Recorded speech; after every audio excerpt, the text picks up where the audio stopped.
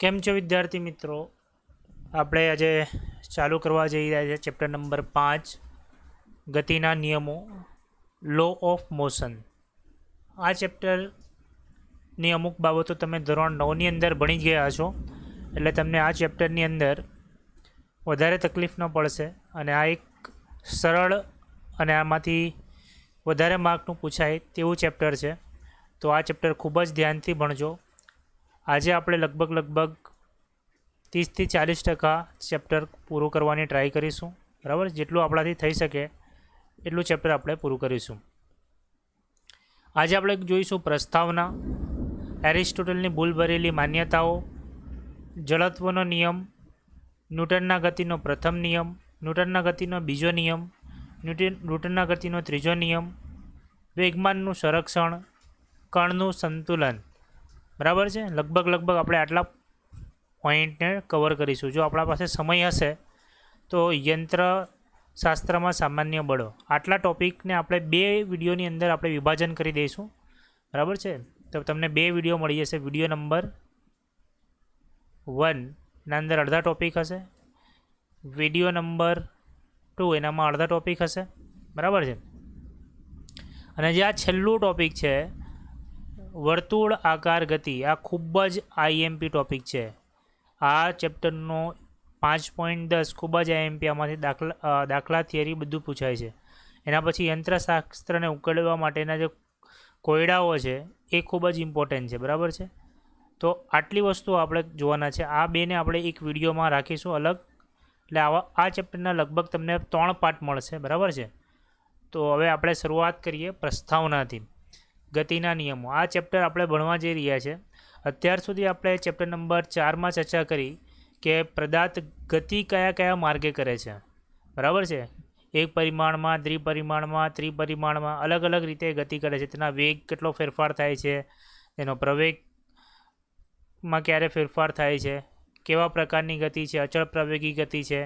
આપણે માત્ર ગતિના પ્રકારોની ચર્ચા કરીએ, પણ એ ગતિ કરવા માટે જે બળની જરૂર પડે છે, કે કોઈપણ પદાર્થને આપણે જ્યારે ગતિ કરાવી હોય તો બળની જરૂર પડે છે, તો એ બળની ચર્ચા આપણે આ ચેપ્ટરની અંદર કરીશું વિસ્તારથી. અત્યાર સુધી ચેપ્ટરના અંદર ચેપ્ટર 1થી 4ની અંદર આપણે માત્ર ગતિનો અભ્યાસ કર્યો છે. હવે આપણે ગતિ થવાના કારણનો અભ્યાસ કરીશું. બરાબર છે, ચલો તો શરૂઆત કરીએ પ્રસ્તાવનાથી.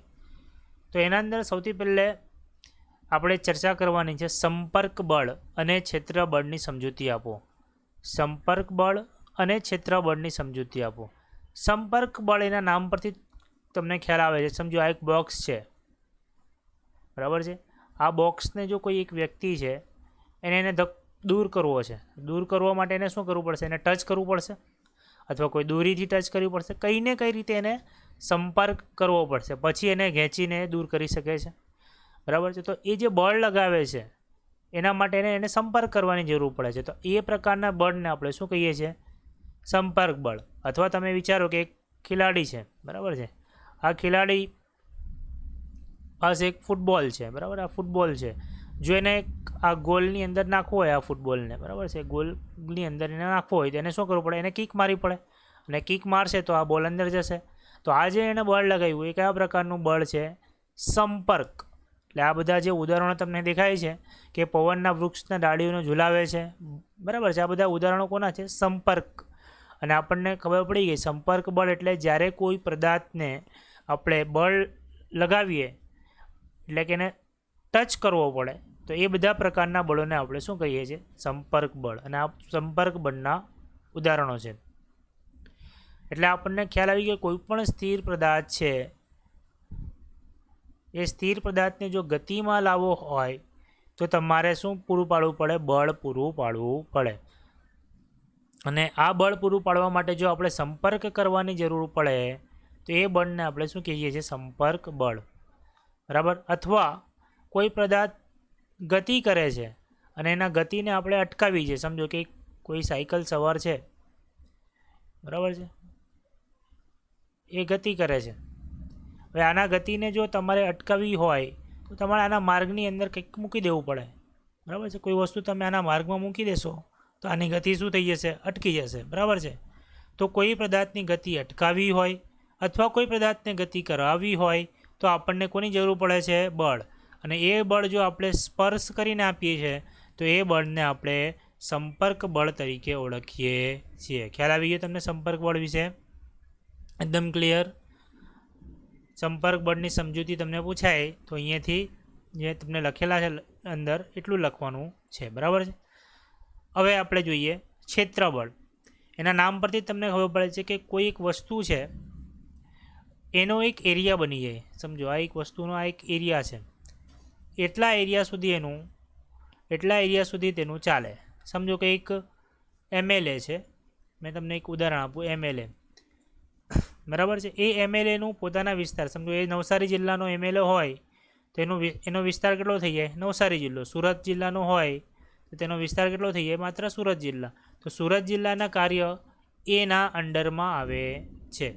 તે જ રીતે તો જો તમે એક ચુંબકનો વિચાર કરો, NS ધ્રુવવાળા ચુંબક, તો એ ચુંબકની પાસે તમે સમજો એક ખિલ્લી મૂકો. એ ખિલ્લી જો સમજો કે 5 મીટર તમે દૂર મૂકો, 5 મીટર દૂર મૂકો તો આ ચુંબક અને આ ખિલ્લીને કોઈ પ્રકારનો સંબંધ નથી. પરંતુ જો એને તમે 10 સેન્ટીમીટર નજીક લઈ આવો, એ જ ખિલ્લીને તમે કેટલું લઈ આવો? 10 સેન્ટીમીટર નજીક, તો તમે જોશો કે આ ખિલ્લી આ ચુંબકની તરફ આકર્ષાઈ જશે. તો આ જે 5 સેન્ટીમીટરનો ચુંબકની આસપાસનો જે એરિયા છે, કે 5 સેન્ટીમીટરની આસપાસ, અથવા તમે ચુંબક જેવા પ્રકારનું ચુંબક હોય એના પર આધાર રાખે, તો ચુંબકના જે વિસ્તાર સુધી એ બળ લગાવી શકે છે, બરાબર છે, તો એનું ચુંબકીય ક્ષેત્ર કહે છે. એને શું કહે? એનું ચુંબકીય ક્ષેત્ર. આ જે બળ લગાડે છે ચુંબક, એ કેવા પ્રકારનું બળ છે? તે ક્ષેત્ર પ્રકારનું. એમાં સંપર્કની જરૂર પડતી નથી, એને કહેવામાં આવે છે ક્ષેત્રબળ, બરાબર છે. તમે ગુરુત્વાકર્ષણનું ઉદાહરણ લઈ શકો. કોઈ મકાનની ટોચ પરથી કોઈ પથ્થરને આપણે જે ઉપરથી નીચે ફેંકીએ છીએ અથવા એને છોડી દઈએ છીએ તો એ નીચેની તરફ આવે છે, પૃથ્વી તરફ આકર્ષે. તમને દેખાય છે પથ્થર અને પૃથ્વી વચ્ચે કોઈ સંપર્ક નથી. તો આ કયા પ્રકારનું બળ છે? ક્ષેત્રીય બળ, બરાબર. પૃથ્વીનું ગુરુત્વાકર્ષણ બળ એટલે એનું ક્ષેત્ર એને પોતાની તરફ આકર્ષે છે. ખ્યાલ આવે છે? ચુંબકની આજુબાજુ આપણે ચુંબકનું ઉદાહરણ લીધું. હવે તમે ધોરણ 12 વિસ્તારથી ભણશો વિદ્યુત ક્ષેત્ર. તમારે ધોરણ 12ની અંદર ચેપ્ટર આવશે કે સમજો કે વિદ્યુત ક્ષેત્ર પણ એક બળ છે. એટલે કે કોઈ ધન ધ્રુવને તમે મૂકો, બરાબર, કોઈ ધન ધ્રુવ વિચારો, બરાબર, કોઈ ધન આયન વિચારો, તો એના નજીક અમુક વિસ્તાર સુધી જો ઋણ આયન લઈ જવામાં આવે તો એ ધન આયન એ ઋણ આયનને આકર્ષશે. તો આ જે આકર્ષણ છે એને કહેવામાં આવે છે વિદ્યુત ક્ષેત્ર. એટલે વિદ્યુત ક્ષેત્રના કારણે થતું આકર્ષણ. ખ્યાલ આવી ગયો? તો આ પ્રકારના જે બળો છે એને આપણે કહીએ છીએ ક્ષેત્રીય બળો. ખ્યાલ આવે છે? ક્ષેત્રીય બળો એટલે શું? કે એક વસ્તુ એ છે એના અમુક વિસ્તાર સુધી જો કોઈ બીજા વસ્તુને લઈ જવામાં આવે અને એ વિસ્તારમાં એ વસ્તુ એ બીને આકર્ષી લે, તો આ પ્રકારના જે બળો છે એને આપણે કહીએ છીએ ક્ષેત્રીય બળો, બરાબર છે. તો જો તમને એક્ઝામમાં પૂછાય કે સંપર્ક બળ અને ક્ષેત્ર બળની સમજૂતી આપો તો તમારે જવાબ અહીંયા સુધી લખવાનો છે, બરાબર છે. ચલો, વેરી ગુડ. ખ્યાલ આવી ગયો હશે તમને. હવે આપણે બીજી જે IMP થિયરી છે, એટલે IMP એટલે સમજવાની થિયરી છે. એરિસ્ટોટલના ગતિ વિશેનો ખ્યાલ મેળવો. તો એરિસ્ટોટલ નામના એક વૈજ્ઞાનિક હતા. તેઓ એવું વિચારતા હતા કે કોઈપણ પદાર્થને જો તમારે ગતિ ચાલુ રાખવી હોય, કોઈપણ પદાર્થની તમારે શું ચાલુ રાખવી હોય? ગતિ ચાલુ રાખવી હોય તો તમારે તેને બળ હંમેશા આપતા રહેવું પડે. ખ્યાલ આવે? કે તમે સાયકલ ચલાવો છો તો સાયકલ ચલાવવા માટે તમારે હંમેશા પેન્ડલ મારતા રહેવું પડે, બરાબર છે. જો તમે પેન્ડલ મારવાનું બંધ કરશો તો તમારી સાયકલ આગળ જઈને અટકી જશે, બરાબર ને? સાચી વાત. તો આ વાતને એરિસ્ટોટલ પણ કહેતા હતા કે કોઈપણ પદાર્થની જો તમારે ગતિ ચાલુ રાખવી હોય તો તેના પછાડી આપણે સતત બળ લગાવવું પડે, બરાબર છે. તો પહેલાંના લોકોને એ સાચું પણ લાગતું હતું કે હા ભાઈ, કોઈ પદાર્થને ગતિ જો ચાલુ રાખવી છે તો એના પછાડી બળ લગાવવું જરૂરી છે, બરાબર છે. તમે એક નાના છોકરાઓને રમતા જોઈ હશે કે પેલી મોટર વગરની જે ગાડી આવે, એ નાના છોકરાઓ એ ગાડીને શું કરે? પોતાના હાથથી પકડે અને એને આગળ ધક્કો મારે તો એ ગાડી ધીરે ધીરે આગળ જાય. જ્યારે હાથથી પકડીને ધક્કો મારવાનું બંધ કરી દે તો એ જે ગાડી છે આગળ જવાનું બંધ કરી દે. તો એનો મતલબ એવો થાય, એના પરથી આપણે એવું તારણ કાઢી શકીએ કે કોઈ પણ પદાર્થની જો ગતિ ચાલુ રાખવી છે તો તેને સતત બળ લગાડવું પડે. બરાબર છે. જો તેની ગતિ સતત ચાલુ રાખવી હોય તો આપણે શું કરવું પડે? સતત બળ લગાડવું પડે. તો આ આપણને એક રીતે દેખાય છે કે આ સાચું જ છે. બરાબર છે કે કોઈ પદાર્થની ગતિ ચાલુ રાખવી હોય તો સતત બળ લગાવવું પડે. તો અહીંયા એક લાઇનમાં લખી દઉં, કોઈ પદાર્થની ગતિ ચાલુ રાખવી હોય તો સતત બળ લગાડવું પડે છે. બરાબર છે. એવું એરિસ્ટોટલ માનતો હતો અને આપણને જોવામાં પણ સાચું લાગે છે. ઉદાહરણથી આપણે સમજી શકીએ છીએ. બરાબર. તો એની માન્યતા તમને અહીંયા લખેલી છે અને એના ઉદાહરણ દ્વારા અહીંયા તમને 2-3 ઉદાહરણ દ્વારા અહીંયા સમજાવેલું છે. પરંતુ આ જે માન્યતા છે એ થોડી ઘણી અંશે ખોટી પુરવાર થઈ. ગેલિલિયો નામના વૈજ્ઞાનિક આપણે આગળ જોઈશું કે એ માન્યતા કેવી રીતે ખોટી પુરવાર કરી કે જ્યારે કાર નિયમિત ગતિમાં હોય ત્યારે તેના પર કોઈ ચોખ્ખું બાહ્ય બળ લાગતું નથી. જો કાર પર ઘર્ષણ હોત જ નહીં તો કાર નિયમિત ગતિમાં ચાલુ રાખવા માટે કોઈ બળ લગાવવાની જરૂર પડતી નથી. હવે આ મુદ્દો તમને શું કહેવા માંગે છે કે સમજો કોઈક કાર છે. બરાબર છે. આ કાર છે. બરાબર છે. ફટાફટ આપણે બનાવીએ. આ એક કાર છે. સમજી લો થોડા સમય માટે કે કાર જ છે. બરાબર. આ કારની જો આપણે ગતિમાં લાવ્યા એક વખત, આ કારને આપણે શું કર્યું? એન્જિન ચાલુ કર્યું અને ગતિમાં આવી ગઈ. પરંતુ જેમ એન્જિન બંધ કરીશું તો આ કાર આગળ જઈને સ્ટોપ થઈ જશે. પણ આ સ્ટોપ થવાનું કારણ શું છે? સ્ટોપ થવાનું કારણ છે કારનું કે જમીન સાથે તેના જે ટાયર છે તે શું અનુભવે છે? ઘર્ષણ બળ અનુભવે છે. શું અનુભવે છે? ઘર્ષણ બળ. અને એ ઘર્ષણ બળના કારણે આ કાર જે છે તે અટકી જાય છે. એ ઘર્ષણ બળના કારણે એ કાર શું થઈ જાય છે? અટકી જાય છે. હવે તમે વિચારો કે આ ઘર્ષણ બળ છે એ ઘર્ષણ બળ ન હોય તો? જો ઘર્ષણ બળ ન હોય તો આ કાર અટકવાની નથી. આ કાર પોતાની ગતિ સતત ચાલુ રાખશે. એનો મતલબ એવો થયો કે જે એરિસ્ટોટલે વિચારેલું કે કોઈ પણ પદાર્થને ગતિ ચાલુ રાખવા માટે આપણે સતત તેને બળ લગાડવાની જરૂર છે, તે એની માન્યતા શું પડી ગઈ? ખોટી. કે આપણે જો સાયકલ ચલાવી છે તો સતત પેન્ડલ મારવું પડે. એની માન્યતા ખોટી પડી ગઈ. કેવી રીતે? કેમ કે જો આપણે સાયકલ પર એક વખત પેન્ડલ મારીને સાયકલને ચાલુ કરી દીધી. બરાબર. સાયકલને પેન્ડલ મારીને આપણે એક વખત ચાલુ કરી દીધી, પરંતુ જો પેન્ડલ મારવાનું બંધ થશે તો એના અટકવા પાછળનું કારણ શું છે?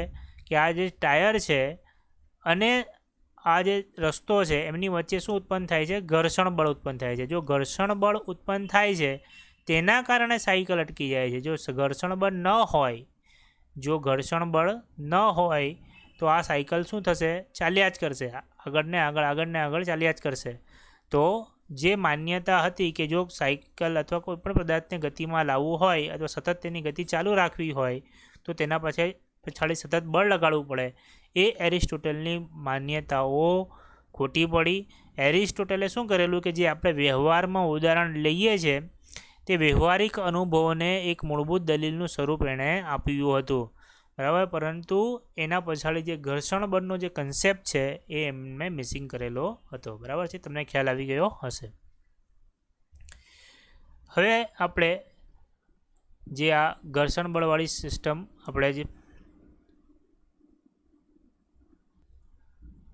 આપણે જે જોયું કે એરિસ્ટોટલની જે માન્યતા હતી તે ભૂલ ભરેલી હતી. બરાબર. એ તમને ખ્યાલ આવી ગયો કે કોઈ પણ પદાર્થને સતત ગતિમાં રાખવો હોય, બરાબર, તો એના પછાડી બળ લગાડવાની જરૂર નથી. માત્ર તમે ઘર્ષણ બળ કાઢી નાખો અને એક વખત બળ લગાવીને છોડી દો તે હંમેશા ગતિમાં રહે. એને સાબિત કરવા માટે ગેલિલિયોએ ઘણા બધા પ્રયોગો કર્યા. એમાંનો જે ગેલિલિયોનો પ્રથમ પ્રયોગ હતો તેવો તો આ તમને એક પટ્ટી જેવું દેખાય છે ઢાળવાળી, તો નીચે એક નિસર પટ્ટી જેવું દેખાય છે. એના પરથી એમણે શું કર્યું કે એક પદાર્થને છોડ્યો. આ એક પદાર્થ છે એને નીચે છોડ્યો, બરાબર છે. તો આ પ્રકારની જે પટ્ટી તમને દેખાય છે આપણે પ્રયોગ કરીશું. પ્રેક્ટિકલ છે આપણા 11માં.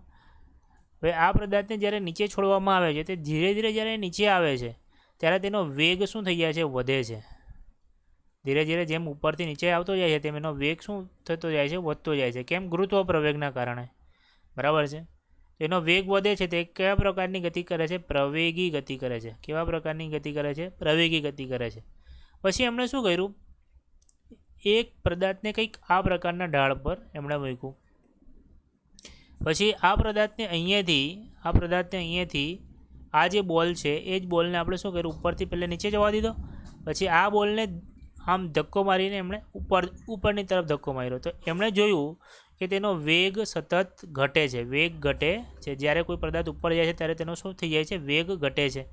અને વેગ ઘટે તો એ કયા પ્રકારની ગતિ કરશે? પ્રતિપ્રવેગી. આ કેવા પ્રકારની ગતિ કરશે? પ્રતિપ્રવેગી. આ પ્રતિપ્રવેગી પ્રકારની ગતિ કરશે.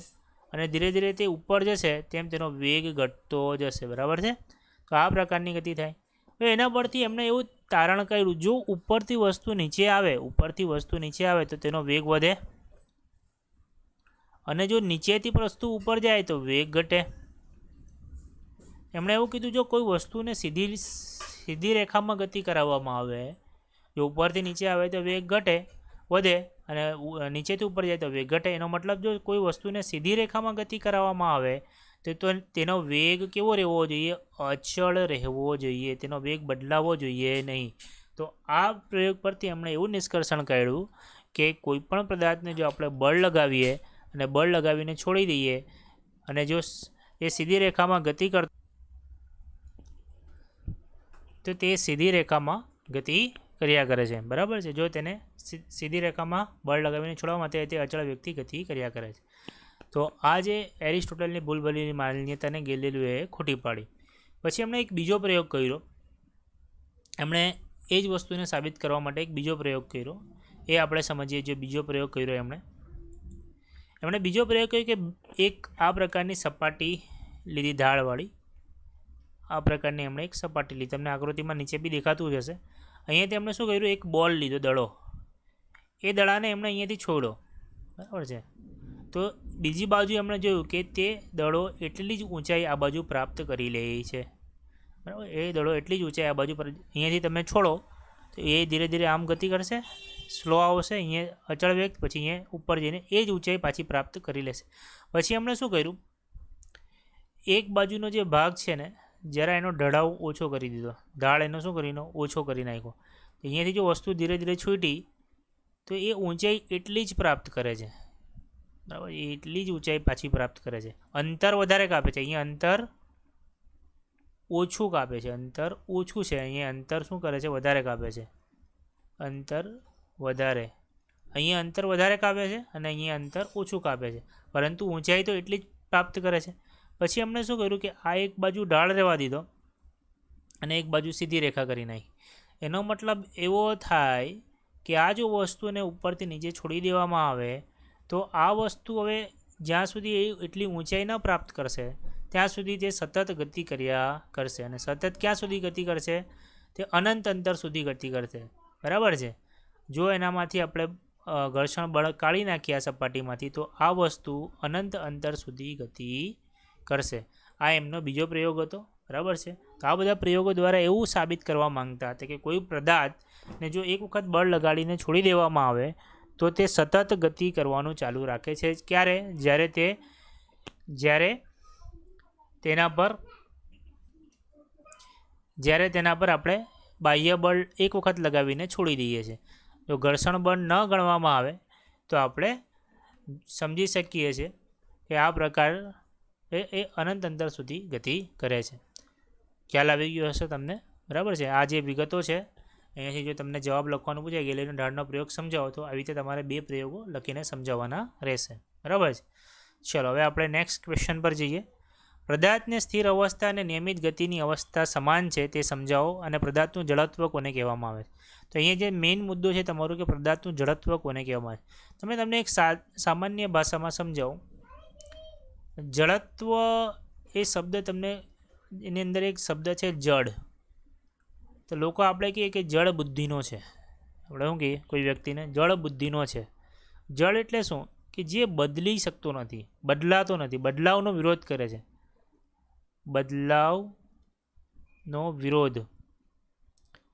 જે વ્યક્તિ બદલાવનો વિરોધ કરે છે એને આપણે શું કહીએ છીએ? જડ છે, બદલાતો નથી, એ જડ છે. બરાબર છે. પોતાની પહેલે જે જૂના લોકો હતા એ પોતાની માન્યતાઓને પકડી રાખે, તો આપણે એને કહીએ કે જડ લોકો છે, જડ છે, એ સમજવાના નથી. બરાબર છે.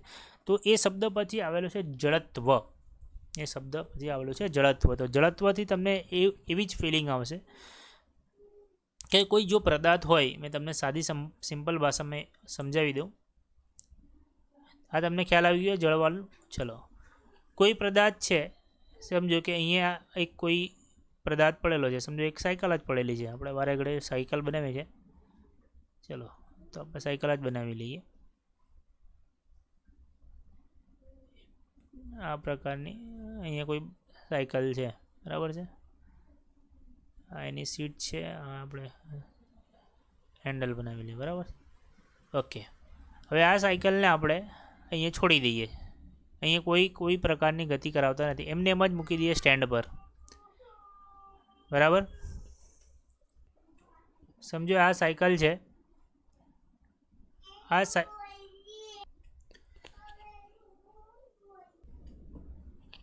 સમજો આ સાયકલની આપણે ચર્ચા કરી રહ્યા હતા.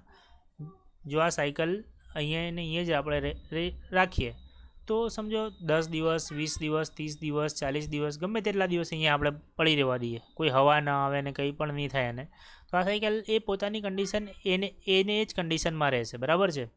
એ પોતાની કન્ડિશન બદલશે નહીં. બરાબર છે. ખ્યાલ આવે છે. અને કોઈ બીજી વસ્તુને આપણે વાત કરીએ કે કોઈ એક કાર છે. જો કારનું એન્જિન આપણે એક વખત ચાલુ કરી દીધું છે અને રસ્તા પર કોઈ પણ પ્રકારનું ઘર્ષણ બળ નથી, તો એક વખત આ ગતિમાં આવશે તો પોતાની ગતિ શું કરશે? સતત ચાલુ રાખશે. પોતાની ગતિ શું કરશે? સતત ચાલુ રાખશે. તો કહેવાનો મતલબ એટલો જ છે કે જો કોઈ પદાર્થ સ્થિર અવસ્થામાં હોય અથવા તો નિયમિત ગતિ કરતો હોય તે પોતાની અવસ્થા બદલતો નથી. ક્યાર સુધી?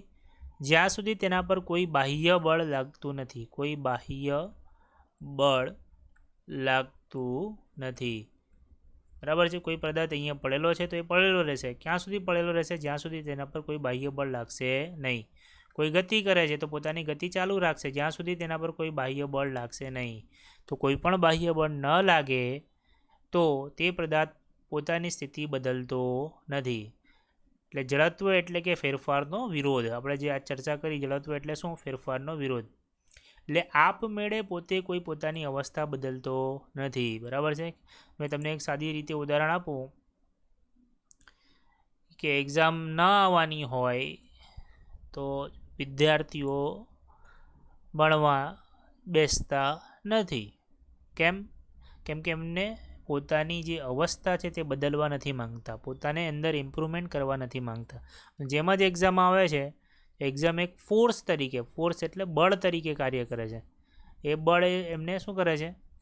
એ બળ એમને ધક્કો મારે છે કે તમે વાંચો. બરાબર છે. તો એ શું છે? ફોર્સ છે. એટલે કોઈ પણ પદાર્થ પોતાની અવસ્થા બદલવા માંગતો નથી. તે પદાર્થનું આપણે શું કહીએ છીએ? જડત્વ કહીએ છીએ. ક્યાં સુધી નથી બદલતો? જ્યાં સુધી એના પર કોઈ બાહ્ય ચોખ્ખું બળ. આ જો આ શબ્દ છે જરા, ચોખ્ખું બળ. એ ચોખ્ખું બળનો મતલબ શું થાય? સમજો કે એક પદાર્થ છે, એક પદાર્થને આપણે આ બાજુ 5 ન્યૂટનનું બળ લગાવીએ છીએ અને બીજી બાજુથી આ દિશામાં 5 ન્યૂટનનું બળ લાગે. તો આ 5 ન્યૂટન આ બાજુ લાગે ને 5 ન્યૂટન આ બાજુ લાગે, તો બંને બાજુ તો વસ્તુ કશે જવાની નથી. એટલે ચોખ્ખું બળ શું થઈ જાય? એટલે બળ લાગે છે પણ ચોખ્ખું બળ શું થઈ જાય? શૂન્ય થઈ જાય. એટલે બળ લાગવું જોઈએ પણ કેવું લાગવું જોઈએ? ચોખ્ખું બળ. ચોખ્ખું બળ એટલે શું? અહીંયા 3 ન્યૂટન લાગે છે અને આ બાજુ 5 ન્યૂટન લાગે છે, તો આ બાજુ 2 ન્યૂટન વધારે તો વસ્તુ આ બાજુ ખસશે, તો ચોખ્ખું બળ થઈ જશે 2 ન્યૂટન. ખ્યાલ આવે છે? તો ચોખ્ખું બળનો મતલબ કોઈ એક દિશામાં બળ લાગતું હોવું જોઈએ. ખ્યાલ આવી ગયો? Very good. હવે આપણે આવીશું ખૂબ જ ઇમ્પોર્ટન્ટ ટોપિક પર, ન્યૂટનના ગતિનો પ્રથમ નિયમ. લખો અને સમજાવો. તમે જે જડત્વનો નિયમ સમજ્યા એના પરથી જ ન્યૂટનના ગતિનો પ્રથમ નિયમ આપવામાં આવેલો છે. તો ગેલેલિયોના જડત્વના નિયમને ન્યૂટનના ગતિના પહેલા નિયમ તરીકે રજૂ કર્યો છે. ગેલેલિયોએ જે જડત્વનો નિયમ આપેલો તેનો જ ન્યૂટને આગળ અભ્યાસ કર્યો અને એના પરથી એમણે પોતાનો પ્રથમ નિયમ આપ્યો. એ નિયમ શું છે? દરેક પદાર્થ તેની સ્થિર અવસ્થા અથવા નિયમિત સૂર્યગતિ અવસ્થા જાળવી રાખે છે, સિવાય કે કોઈ બાહ્ય બળ તેના પર કંઈક કરવાની ફરજ પાડે છે.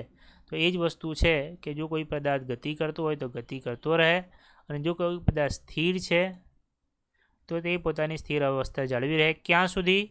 જ્યાં સુધી તેના પર કોઈ પણ બાહ્ય બળ ન લાગે. બરાબર છે? ખબર પડી? એ ન્યૂટનના ગતિનો. અને એ બાહ્ય બળ કેવું હોવું જોઈએ? ચોખ્ખું બાહ્ય બળ. કેવું હોવું જોઈએ? ચોખ્ખું બાહ્ય બળ. ચોખ્ખું બાહ્ય બળ એટલે શું? કે કોઈ પદાર્થની બધી દિશામાં જો બળ લાગતું હોય તેનું જે પરિણામી બળ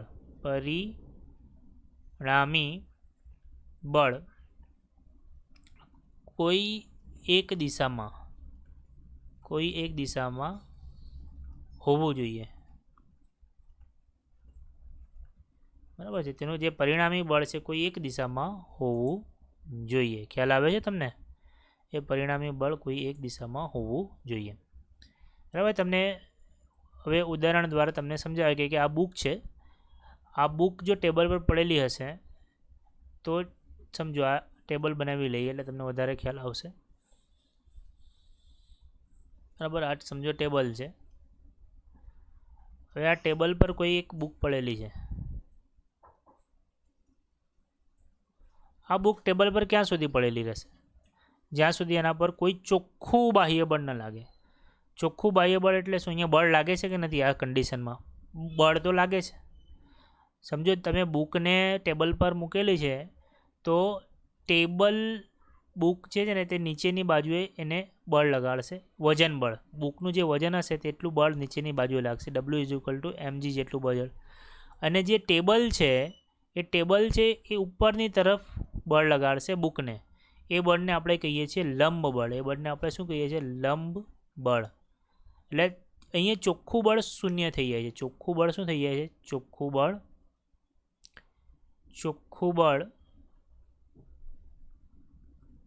શૂન્ય થાય છે. ચોખ્ખું બળ શું થઈ જાય છે? શૂન્ય. કેમ કે આર અને ડબલ્યુ બંને કેવા છે? બરાબર છે. એટલે બુક પોતાની જગ્યાથી ગતિ કરતી નથી. ખ્યાલ આવે છે? જો તમે એનાથી આ દિશામાં કંઈક બળ લગાવી દેશો એક્સ્ટ્રા તો બુક આ દિશામાં ગતિ કરતી થઈ જશે. બરાબર છે? તો જો કોઈ પદાર્થ પર આપણે ચોખ્ખું બાહ્ય બળ ન લગાડીએ તો તે ત્યાં સુધી પોતાની ગતિ ચાલુ રાખે છે, અને પોતાની ગતિમાં હોય તો તે પોતાની ગતિ ચાલુ રાખે છે, અને જો પદાર્થ સ્થિર હોય તો પોતાની સ્થિર અવસ્થાને જાળવી રાખે છે.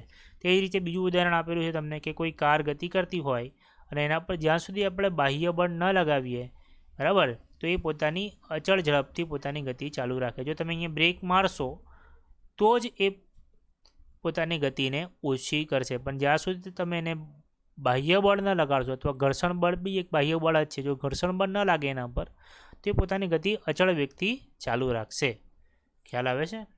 ખબર પડી? ન્યૂટનના ગતિનો પ્રથમ નિયમ કે જ્યાં સુધી આપણે કોઈ વસ્તુને બાહ્ય બળ ન લગાવીએ ત્યાં સુધી જો સ્થિર વસ્તુ હોય તો સ્થિર પડેલી રહેશે, અને જો અચળ વેગથી ગતિ કરતી હશે તો પોતાનું અચળ વેગથી ગતિ ચાલુ રાખશે.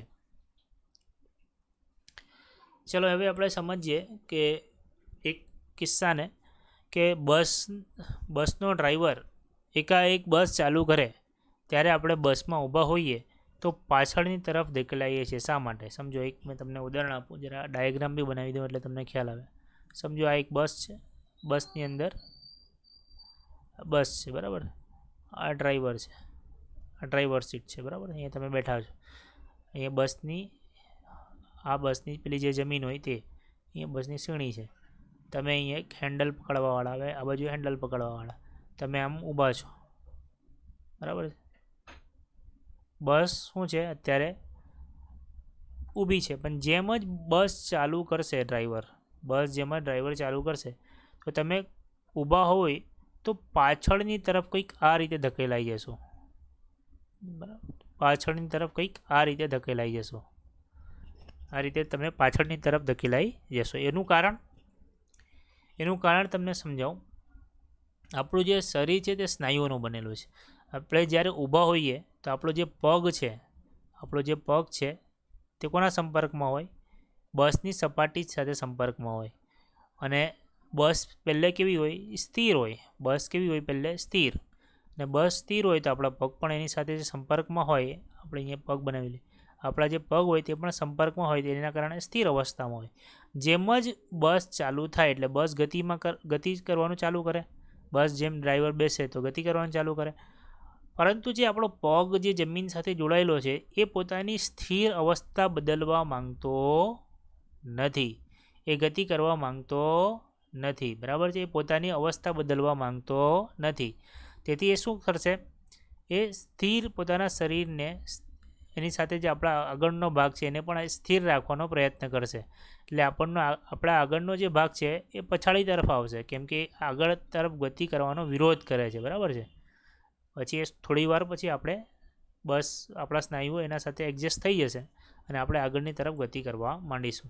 એટલે આપણે જ્યારે ઊભા હોઈએ છીએ, બસ સ્થિર હોય છે ત્યારે આપણે સ્થિર હોઈએ છીએ, અને જેમ બસ ચાલુ કરે છે તો આપણું શરીર એ ગતિને વિરોધ કરે છે, બરાબર છે, કે આપણે પોતાની મૂળ સ્થિતિ જાળવી રાખવાનો પ્રયત્ન કરીએ છીએ. એના કારણે આપણને પછાડીની તરફ શું લાગે છે? ધક્કો અનુભવાય છે. એટલે આપણે પછાડીની તરફ ધકેલાઈ જઈએ છીએ, બરાબર છે. તો આ તમને એક્ઝામમાં પૂછે તો આ રીઝન તમારે આવી રીતે લખવાનું રહેશે. ચલો હવે આપણે વેગમાનની સમજૂતી મેળવીએ કે વેગમાન શું છે. એના પછી ન્યૂટનના ગતિનો નિયમ, બીજો નિયમ આપણે સમજીશું વેગમાન પરથી જ. વેગમાનની સમજૂતી. વેગમાન એટલે શું?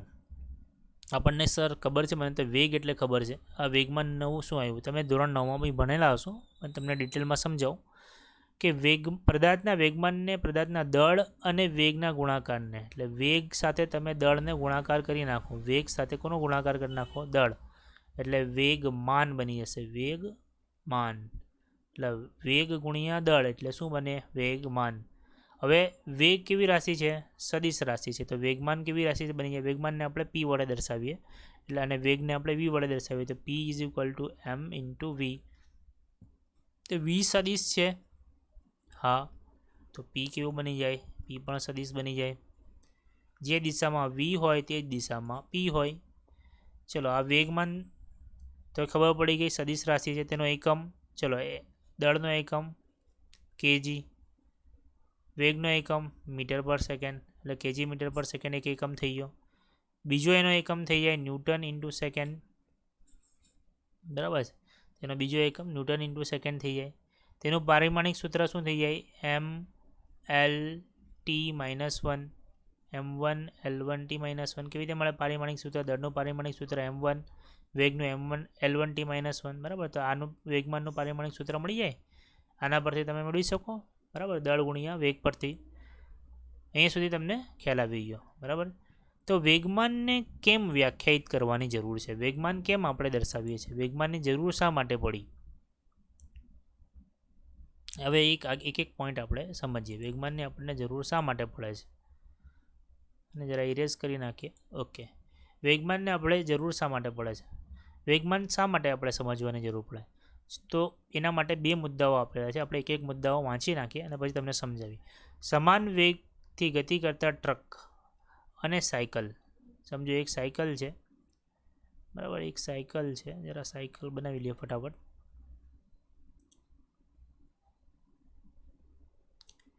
એક સાયકલ છે અને એક ટ્રક છે.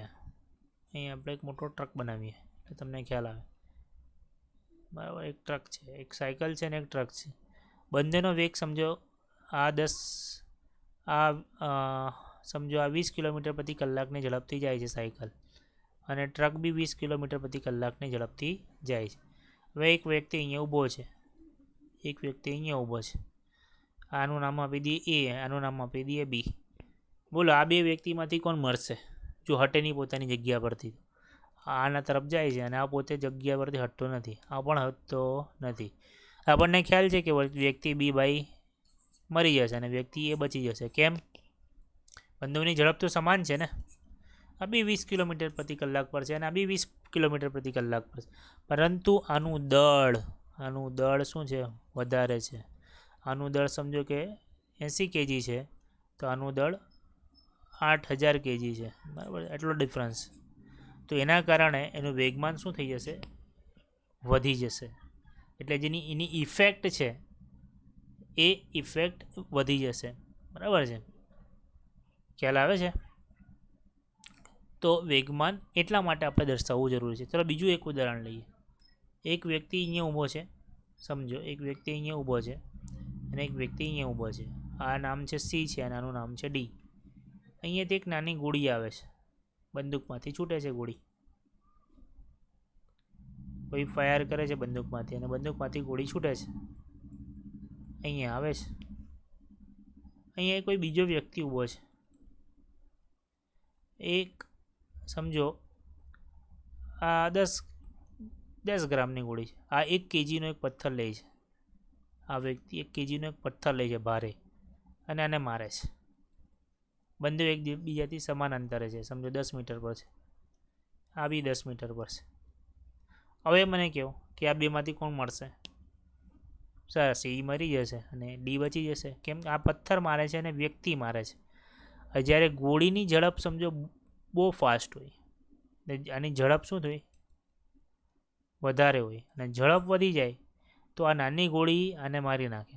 પણ જો પથ્થરની ઝડપ આપણે હાથથી ફેંકીએ, એની ઝડપ કેવી હોય? ઓછી હોય, તો તે વ્યક્તિને મારી શકતી નથી, કેમ કે એમાં ઝડપ ઓછી છે. ખ્યાલ આવે છે? તો અહીંયા દળ વધારે હતું, અહીંયા વેગ વધારે છે. તો આ દળ અને વેગ બંને કોઈ વ્યક્તિ પર કોઈ વસ્તુની અસર જોવી હોય તેના માટે જરૂરી છે અને તેના માટે આપણે વેગમાનને ભણીએ છીએ. એટલે દળ ગુણ્યા વેગ એટલે આપણે શું કહીએ? વેગમાન. એટલે વેગમાન આપણે એટલા માટે સમજવું જરૂરી છે કે કોઈ વસ્તુની જે ઇફેક્ટ છે તે કેટલા હદ સુધી કોઈ વ્યક્તિ પર થશે, બરાબર છે? એના માટે આપણે વેગમાન ભણીએ છીએ. જો તમને પૂછવામાં વેગમાનની સમજૂતી આપો તો તમારે અહીંયાથી વેગમાનની સમજૂતી અહીંયાથી લઈને અહીંયા સુધી લખવાની રહેશે એક્ઝામમાં, બરાબર છે? વેગમાન સમજમાં પડી ગઈ તમને? ચલો, વેરી ગુડ. હવે આપણે ન્યૂટનના ગતિનો બીજો નિયમ સમજીએ. એટલે ન્યૂટનના ગતિનો બીજો નિયમ લખો અને બળના એકમની વ્યાખ્યા આપો. હવે આપણે જોઈએ ન્યૂટનના ગતિનો બીજો નિયમ. પદાર્થના વેગમાનના ફેરફારનો દર લાગુ પાડેલા બળના સમપ્રમાણમાં અને લગાડેલા બળની દિશામાં હોય છે. એટલે કોઈ પદાર્થ છે તેનો વેગમાન એટલે આપણે શું કહીએ? પી વડે. ફેરફારનો દર આપણે ડીપીના છેદમાં ડીટી વડે દર્શાવીએ. એટલે કોઈ પણ પદાર્થનો વેગમાનના ફેરફારનો દર એટલે સમય સાથે એનું વેગમાન કેટલું બદલાય છે તે એને આપણે લાગુ પાડેલા બળના સમપ્રમાણમાં હોય છે. આ તમને જે નિયમ દર્શાવે છે એક શું છે? ન્યૂટનના ગતિનો બીજો નિયમ. એનો મતલબ એવો છે કે કોઈ પદાર્થ છે એનું જે વેગમાન છે પી, એના વેગમાનનો જે ફેરફાર છે તે કોના પર આધાર રાખે? તમે એને બાહ્ય બળ કેટલું લગાવ્યું, તો તેને કેટલું બળ લગાડેલું છે, બરાબર છે? એટલે વેગમાનના ફેરફારનો દર, બરાબર, તેણે લગાડવામાં આવેલા બળની દિશામાં હોય છે, બરાબર? તેના પ્રમાણમાં અને બળના દિશામાં. જે દિશામાં બળ લગાડવામાં આવે તે દિશામાં તેનો વેગમાન ફેરફાર થાય. ખ્યાલ આવે છે? અને જેટલું બળ લગાડવામાં આવે એટલું જ એનો વેગમાનમાં ફેરફાર થાય, બરાબર છે?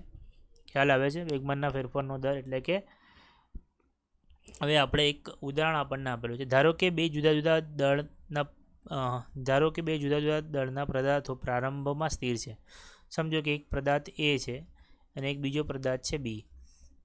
બે અલગ અલગ દળના પદાર્થો છે અને પ્રારંભમાં કેવા છે? બંને સ્થિર છે.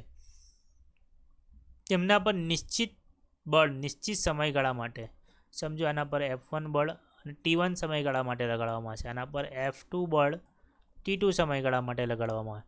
તેમના પર નિશ્ચિત સમયગાળા માટે લગાડવામાં આવે તો હલકો પદાર્થ ભારે પદાર્થ કરતાં વધારે ઝડપ પ્રાપ્ત કરે. જો એમનું બળ અને સમયગાળો સમાન રાખવામાં આવે તો આ જે સ્પીડ આના કરતાં વધી જાય. એટલે એની ઝડપ બી કરતાં શું થઈ જાય? વધી જાય.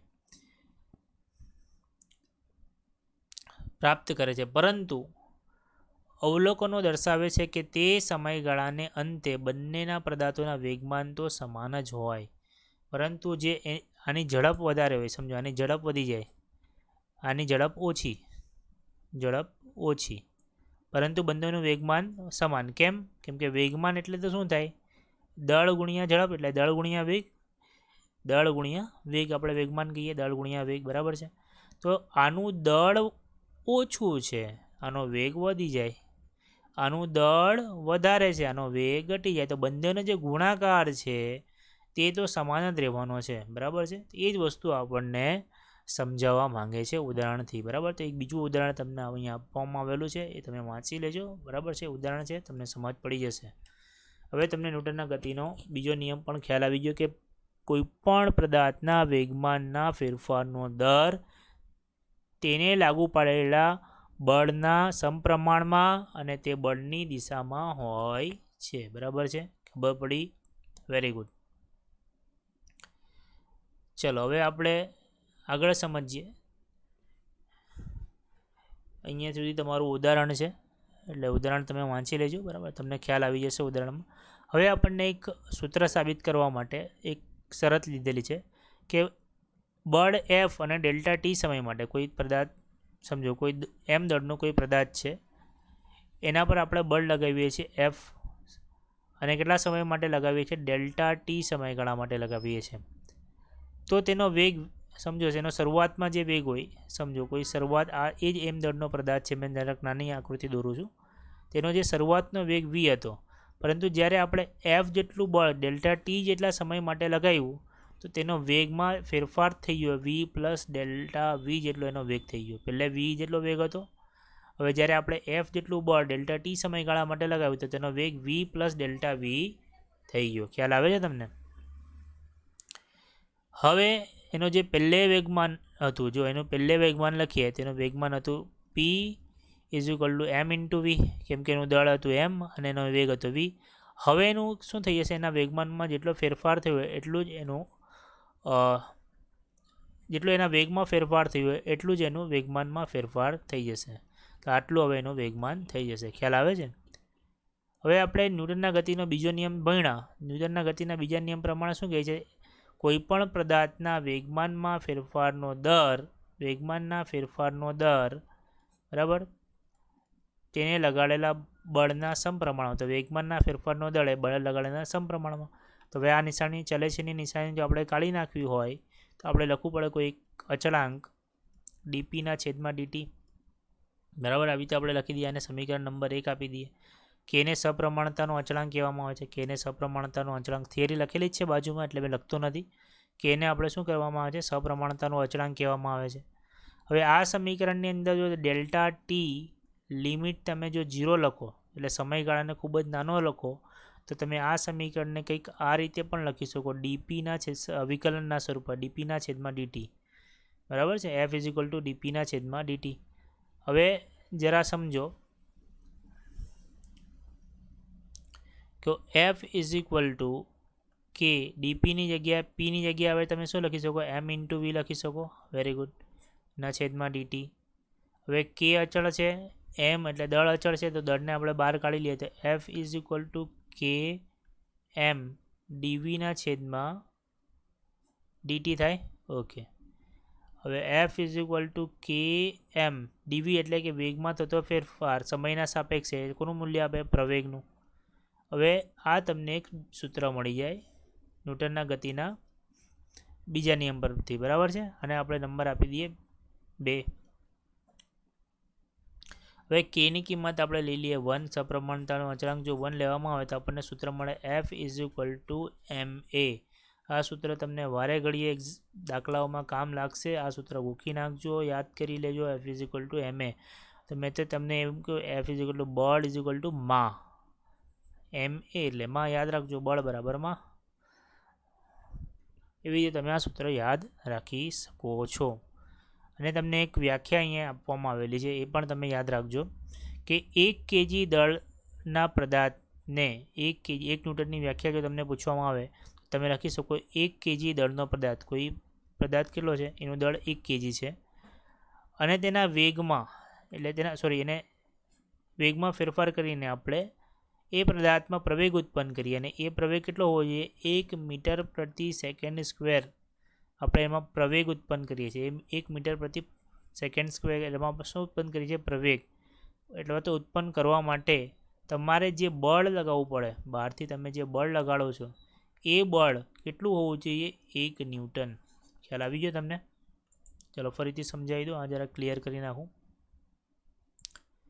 કે કોઈ એક પદાર્થ છે એનું દળ સમજો કે 1 kg છે એ પદાર્થના પ્રવેગ તમારે પ્રવેગિત કરવું હોય અને એ પ્રવેગ કેટલું 1 મીટર પર સેકન્ડ સ્ક્વેર કરવું હોય બરાબર એટલે કે એના વેગમાં 1 મીટર પ્રતિ સેકન્ડ સ્ક્વેરનો ફેરફાર કરવો હોય તો તમારે જે બહારથી આ પદાર્થ પર જે બળ લગાડવું પડે એ બળનું મૂલ્ય 1 ન્યૂટન હોય છે ખ્યાલ આવી ગયો જો 1 ન્યૂટન બળની વ્યાખ્યા તમને પૂછાય તો તમે આવી રીતે લખી શકો છો બરાબર ન્યૂટનનો જો એકમ લખવો હોય તો તમારે કેપિટલ N લખવો પડે અને જો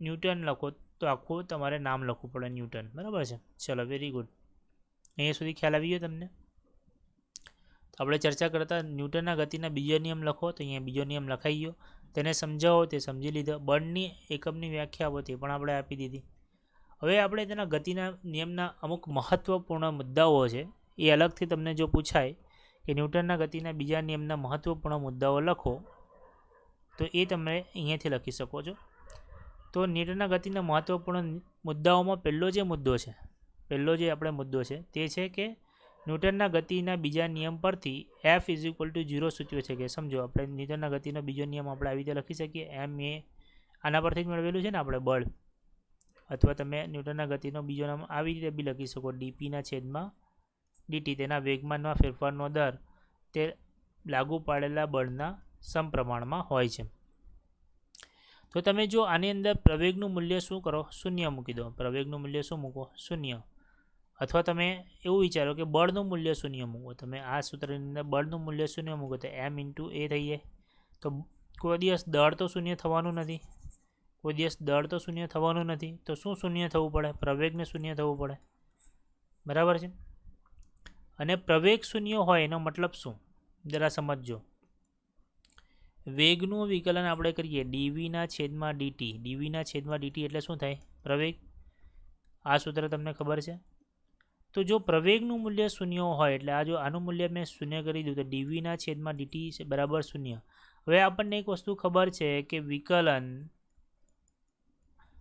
શૂન્ય ક્યારે આવે વિકલન શૂન્ય ત્યારે જ મળે જો આ જે સંખ્યા છે તે કેવી હોય અચળ જો સંખ્યા અચળ હોય તો જ આપણને વિકલન શૂન્ય મળે એનો મતલબ થાય કે આ વેગ જે છે તે શું બની જાય અચળ બની જાય ખ્યાલ આવ્યો આપણે શું ચર્ચા કરી કે જો આપણે બળ શૂન્ય રાખીએ તો દળ શૂન્ય તો હોઈ નહીં શકે કોઈ દિવસ તો પ્રવેગ શૂન્ય થવું પડે અને જો પ્રવેગ શૂન્ય થાય તો આપણે પ્રવેગની જગ્યાએ લખી શકીએ કે વેગનું વિકલન એટલે પ્રવેગ આપણે શું લખી શકીએ પ્રવેગ તો આપણે વેગનું વિકલન પ્રવેગ લખી દીધું હવે dv/dt એટલે કે પ્રવેગનું મૂલ્ય જો શૂન્ય હોય ક્યારે પ્રવેગનું મૂલ્ય શૂન્ય મળે જ્યારે આ વિકલનમાં જે રાશિ છે તે કેવી હોય અચળ તો આપણે આના પરથી લખી શકીએ કે વેગ જે છે તે શું બની જાય હવે અચળ બની જાય બરાબર તો જો બાહ્ય બળ શૂન્ય હોય તેનો મતલબ થાય કે જે પદાર્થ ગતિ કરે છે તે અચળ વેગથી ગતિ કરે છે અહીંયા સુધી તમને ખ્યાલ આવી ગયો હશે હવે બીજી જે એની મહત્ત્વના મુદ્દામાં છે કે આપણે ન્યૂટનના ગતિના બીજા નિયમને અલગ અલગ અક્ષને અનુરૂપ લખી શકીએ છીએ કે જે આપણે dp/dt લખતા હતા તે એક અક્ષ x અક્ષના સાપેક્ષમાં y અક્ષના સાપેક્ષમાં અને z અક્ષના સાપેક્ષમાં તેને આપણે અલગ અલગ ઘટકોના સ્વરૂપમાં લખી શકીએ છીએ બરાબર છે ચલો આની ચર્ચા આપણે કરી નાખી અલગ અલગ ઘટકોના સ્વરૂપે લખી શકીએ છીએ એ જ વસ્તુ તમને અહીંયા ડિટેલમાં આપવામાં આવેલી છે કે અમુક કિસ્સાઓની અંદર તમે જોયું છે કે જ્યારે કોઈ પદાર્થ પ્રક્ષિપ્ત ગતિ કરતો હતો બરાબર આપણે આના પહેલાંના ચેપ્ટરમાં ચર્ચા કરી પ્રક્ષિપ્ત ગતિની તો y અક્ષની સાપેક્ષે તેનો વેગ બદલાતો હતો તે y અક્ષની સાપેક્ષે તે પ્રવેગી ગતિ કરતો હતો પરંતુ x અક્ષની સાપેક્ષે તે શું કરતો હતો અચળ વેગથી ગતિ કરતો હતો બરાબર તો એ સ્થિતિની અંદર આપણે બળના x અને y અક્ષના ઘટકોની જરૂર પડે છે, બરાબર છે. ચલો હવે બીજી વસ્તુ છે કે એનો ચોથો જે મહત્ત્વનો મુદ્દો છે કે કોઈ પદાર્થ જ્યારે અવકાશમાં ગતિ કરતો હોય, એટલે કે અવકાશમાં આપેલ બિંદુએ આપેલ ક્ષણે એફ તે બિંદુએ તે જ ક્ષણે પદાર્થનો પ્રવેગ દર્શાવે છે. આ એક લાઈન તમારે સમજવાની છે કે ગતિનો બીજો નિયમ એ સ્થાનિક સંબંધ છે, કે એટલે કે એ અવકાશમાં આપેલા બિંદુએ, સમજો અવકાશમાં આપેલું બિંદુ એ છે, આપેલા બિંદુએને આપેલા ક્ષણે ટી બરાબર સમજો ટી સમયે એફ આપેલ ક્ષણે બળ એફ, આપણે કેટલું બળ લગાવ્યું છે, બળ એફ તે બિંદુએ તે જ ક્ષણે પદાર્થના પ્રવેગ એ સાથે સંબંધ ધરાવે છે. એટલે તે જ બિંદુએ તે ક્ષણે, એટલે કહેવાનો મતલબ છે કે કોઈ એક ચોક્કસ સમયે કોઈ પદાર્થ અવકાશમાં એ સમયના વેગ સાથે સંબંધ દર્શાવે છે. કહેવાનો મતલબ છે કે ટી બરાબર 5 સેકન્ડની તમે વાત કરો તો ટી બરાબર 5 સેકન્ડે એનો વેગ સમજો કે 5 મીટર પર સેકન્ડ સ્ક્વેર છે, તો એ સમયે જેટલું બળ લાગે છે તે એના પર એ સમયે 10 ન્યૂટન બળ લાગે છે, તો એના પર એ સમય માટે જ એ બધી વસ્તુઓ આધારિત છે. જેમ જેમ તમારું બળ બદલાશે સમયની સાથે, તેમ તેમ તેનો પ્રવેગ પણ બદલાતો જશે. એટલે એક ચોક્કસ સમય માટે તમે ન્યૂટનના ગતિના બીજા નિયમને તમે લાગુ પાડી શકો છો. ન્યૂટનના ગતિના બીજો નિયમ શું છે? ડીપીના છેદમાં ડીટી, એટલે કે કોઈપણ પદાર્થમાં વેગમાનમાં થતો ફેરફારનો દર તેણે લાગુ પાડેલા બાહ્ય બળ અથવા તો બળના બરાબર હોય છે. ખ્યાલ આવી ગયો? ચલો, વેરી ગુડ. એના પછી આપણે સમજવાના છે આઘાત એટલે શું. આઘાત કોને કહેવામાં આવે છે? ઇમ્પલ્સ તેને ઇંગ્લિશમાં કહેવામાં આવે છે. ઇમ્પલ્સનું સમજવું હોય કે એક જ લાઈનમાં જો એને તમારે સમજવું હોય કે કોઈક મોટું બળ ખૂબ જ ટૂંકા સમય માટે લાગે તો તેને આપણે આઘાત તરીકે ઓળખીએ છીએ. કોઈ મોટું બળ ખૂબ જ ઓછા સમય માટે લાગે, એ સમયે આપણે સમય માપી શકતા નથી, તેથી આપણે આઘાત એનો માપવો પડે છે. કોઈ ખૂબ જ મિલી સેકન્ડ માટે બળ લાગે, પણ એ બળનું જે મૂલ્ય હોય તે ખૂબ જ મોટું હોય, બરાબર છે. તો એ પ્રકારના બળોને આપણે એ આઘાત તરીકે ઓળખીએ છીએ, બરાબર છે. તો આપણે સમજી લઈએ કે આઘાત શું છે. વ્યવહારમાં ઘણીવાર એવી ઘટનાઓ જોવા મળે છે કે જેમાં મોટું બળ ખૂબ જ નાના સમયગાળા માટે લાગે છે અને પદાર્થના વેગમાનને નિશ્ચિત ફેરફાર ઉત્પન્ન કરે છે. એટલે પદાર્થના વેગમાનને ફેરફાર કરી નાખે છે, બરાબર. કેમ કે વેગમાન કોના પર આધારિત હોય? m × v. તે આ જે વેગમાન છે એના વેગમાનમાં ફેરફાર કરી નાખે કોણ? બળ. અને એ બળ કેટલા સમયગાળા માટે હોય? ખૂબ જ ટૂંકા સમયગાળા માટે. તો બળ ગુણ્યા સમયગાળો, તો એને આપણે વેગમાનમાં ફેરફાર બરાબર લખી શકીએ. એટલે તમે અહીંયા એક નવું સૂત્ર મેળવો છો કે બળ ગુણ્યા સમયગાળો બરાબર તમે લખી શકો વેગમાનમાં ફેરફાર. તો બળ ગુણ્યા સમયગાળો એના બરાબર તમે શું લખી શકો? વેગમાનમાં ફેરફાર. તો એને આપણે શું કહીએ છીએ? બળ ગુણ્યા સમયગાળાને જ આપણે આઘાત તરીકે ઓળખીએ. એટલે એને ઇંગ્લિશમાં ઇમ્પલ્સ તરીકે આપણે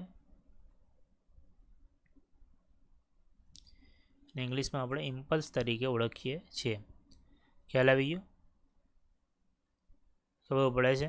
તો તમને એક ઉદાહરણ બી આપેલું છે કે જ્યારે કોઈ દડો દિવાલને અથડાઈને પાછો ફરે છે ત્યારે દિવાલ વડે દડા પર લાગતું બળ તે બંનેના સંપર્કમાં હોય તેવા ખૂબ જ ટૂંકા સમય પૂરતું લાગતું હોય છે. તો આ જે બળ છે તે કેવા પ્રકારનું બળ છે? આઘાતી બળ છે, બરાબર છે.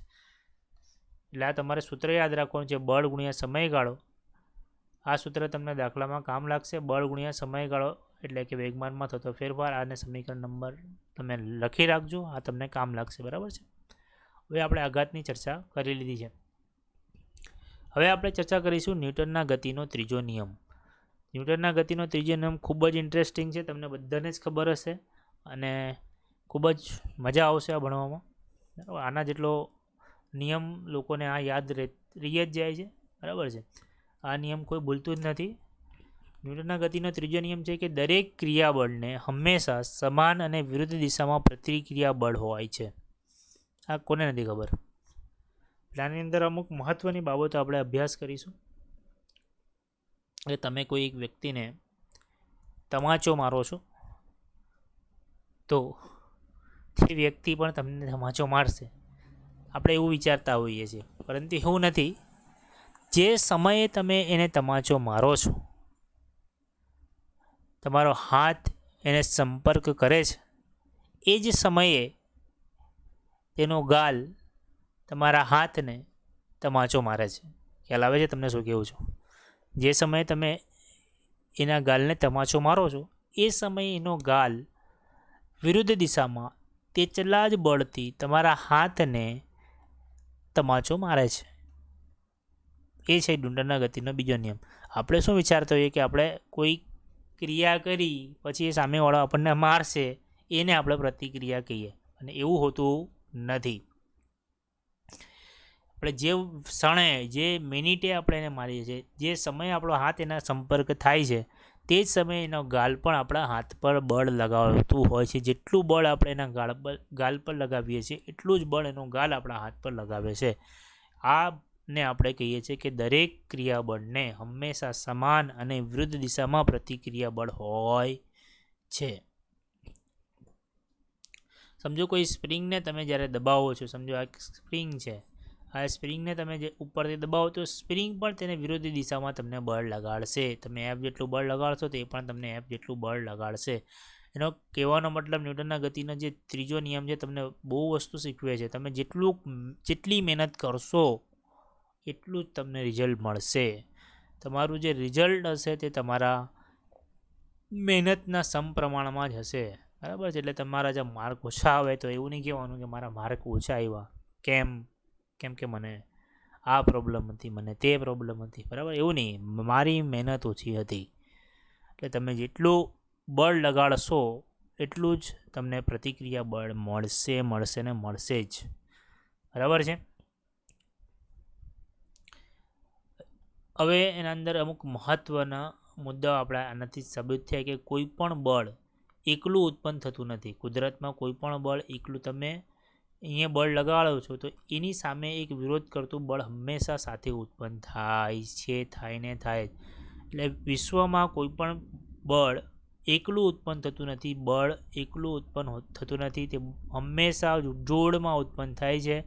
એટલે કે દરેક ક્રિયાને પ્રતિક્રિયા બળ હંમેશા હોય છે, અને બંનેના મૂલ્ય કેવા હોય છે? સમાન. અને બંને કેવા હોય છે? પરસ્પર વિરુદ્ધ દિશામાં હોય છે, બરાબર. તમને અહીંયાથી ન્યૂટનના ગતિનો ત્રીજો નિયમ ખ્યાલ આવી ગયો છે. ઉદાહરણ દ્વારા તમે ઘણા બધા ઉદાહરણો તમે જાતે જ આપી શકો છો, બરાબર છે. હવે એના માટે મહત્ત્વના જે મુદ્દાઓ છે એની ચર્ચા કરીશું. ન્યૂટનના ગતિના ત્રીજા નિયમના ક્રિયાબળ અને પ્રતિક્રિયાબળના સંદર્ભમાં કયા કયા મુદ્દાઓ આપણે ધ્યાનમાં રાખવાની જરૂર છે? તેમાં જે પ્રથમ મુદ્દો છે કે ક્રિયાબળ અને પ્રતિક્રિયાબળ એ બળ જ છે. એક ભૌતિક ખ્યાલ માટે જુદા જુદા શબ્દોમાં ઉપયોગ ઘણીવાર ગૂંચવણ ઉત્પન્ન કરે છે. આ માટે ત્રીજો નિયમ સરળ શબ્દોમાં આપણે નીચે મુજબ રજૂ કરી છે કે બળો હંમેશા જોડમાં લાગે છે. આપણે ચર્ચા કરી કે તમે એક પદાર્થ પર અહીંયાથી બળ લગાડો, એ જ સમયે, એ જ સેકન્ડે એ પદાર્થ તમને વિરુદ્ધ દિશામાં બળ લગાડશે. એ જ સમયે, આ શબ્દ યાદ રાખજો, એ જ સમયે. જ્યારે તમે એને બળ લગાડો છો એ જ સમયે વિરોધી દિશામાં તમને બળ લાગશે, બરાબર છે. એ તમારે યાદ રાખવાનું છે. વિરોધી દિશામાં બળ લાગશે, એ જ સમયે જ લાગશે, બરાબર. એ જ સમયે, બીજા સમયે નહીં, સેકન્ડ પછી નહીં લાગશે, ત્યારે ને ત્યારે જ લાગશે. અને કઈ દિશા હશે એની એટલા જ મૂલ્યનું. હવે 5 ન્યૂટનનું તમે બળ લગાડશો, 5 ન્યૂટનનું જો તમે બળ લગાડશો તો 5 ન્યૂટનનું જ તમને સામેથી મળશે, બરાબર છે. અને ત્યારે ને ત્યારે જ મળી જશે, બરાબર છે. ખ્યાલ આવે છે?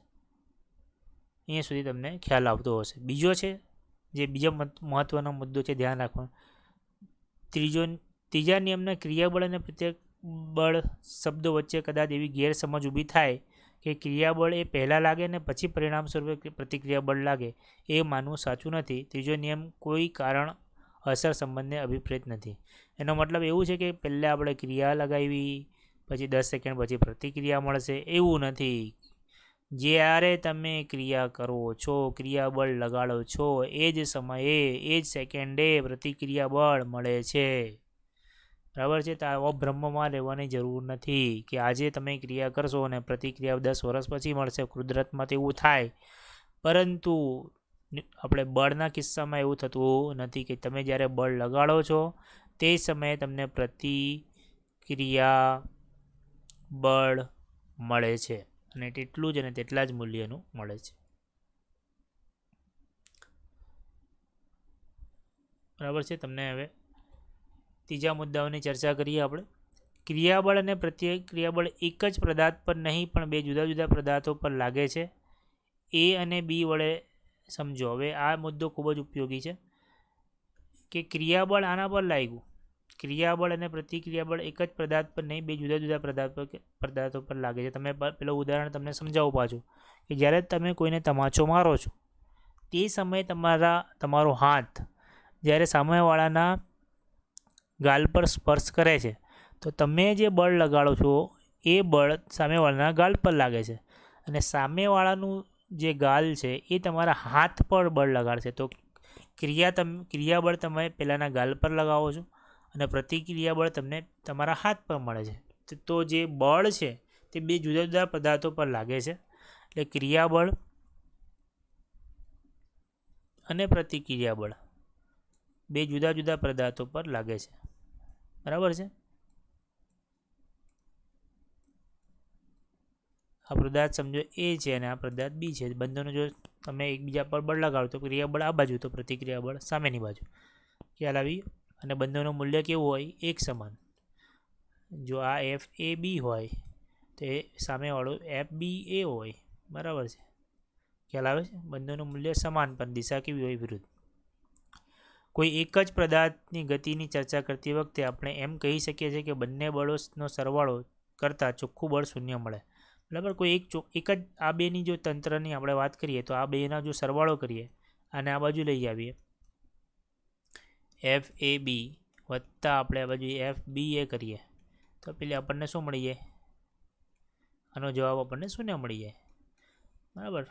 તો એક જ પદાર્થની જો આપણે વાત કરીએ તો બંનેનો સરવાળો આપણને શું મળે છે? શૂન્ય મળે છે. ચલો, ત્રીજો મુદ્દો બી તમને ક્લિયર થઈ ગયો. ચોથો મુદ્દો આપણને શું કહે છે?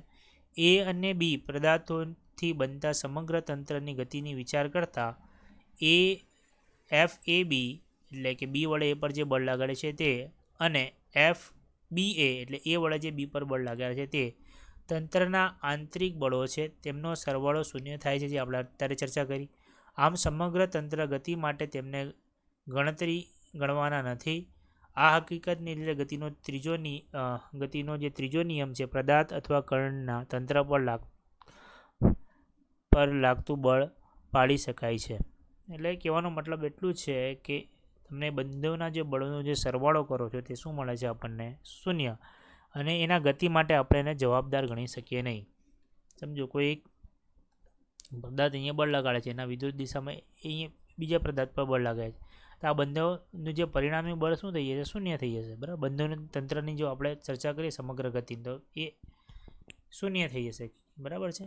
તેથી આપણે સમગ્ર તંત્રની ગતિ માટે તેને આપણે ગણવાના નથી. સમગ્ર તંત્રની ગતિ માટે આપણે શું એને ગણવાના નથી. અહીંયા સુધી ક્લિયર થઈ ગયું. આ 4 મહત્ત્વના મુદ્દાઓ તમારે ધ્યાન રાખવાના છે ન્યૂટનના ગતિના ત્રીજા નિયમ માટે. હવે આપણે વેગમાન સંરક્ષણનો જે નિયમ છે તે નેક્સ્ટ વિડીયોમાં જોઈશું. અહીંયાથી ચાલુ કરીશું વેગમાન સંરક્ષણનો નિયમ, અને પછી આગળ જોઈશું. જેટલી થિયરીઓ બચેલી છે એ નેક્સ્ટ વિડીયોમાં આપણે કવર કરી લઈશું. આજે આપણે કેટલી વસ્તુઓ કવર કરી એક વખત જોઈ લઈએ અનુક્રમ મણિકામાં. તો આજે આપણે ચર્ચા કરી પ્રસ્તાવનાની. બરાબર. આપણે આ વિડીયો લેક્ચરમાં અંદર પ્રસ્તાવના ચર્ચા કરી, એરિસ્ટોટલની ભૂલ ભરેલી માન્યતા, જડત્વનો નિયમ, ન્યૂટનના ગતિનો પ્રથમ નિયમ, ન્યૂટનના ગતિનો દ્વિતીય નિયમ, ન્યૂટનના ગતિનો તૃતીય નિયમ. એટલે 5.1થી લઈને 5.6 સુધી આપણે આ વિડીયોમાં ચર્ચા કરી છે. હવે 5.7થી લઈને 5.11 માટે બે અલગ અલગ વિડીયો આવશે. 5.7થી લઈને આપણે 5.9 માટે એક વિડીયો મળી જશે તમને, અને 5.10 અને 5.11નો એક વિડીયો મળશે. એટલે તમારો ચેપ્ટર ક્લિયર થશે. એના પછી જે એક્ઝામ્પલ હશે ચેપ્ટર 4ના એ કરીશું, અને 5ના. બરાબર છે. એ તમે ચાલુ કરજો તમારી રીતે. બરાબર છે. આપણે અહીંયા ચેપ્ટર સિલેબસ પૂરું કરી નાખીશું 2 વિડીયો લેક્ચરની અંદર. બરાબર, બધા ધ્યાન આપજો, વ્યવસ્થિત ભણતા રહેજો. Thank you very much.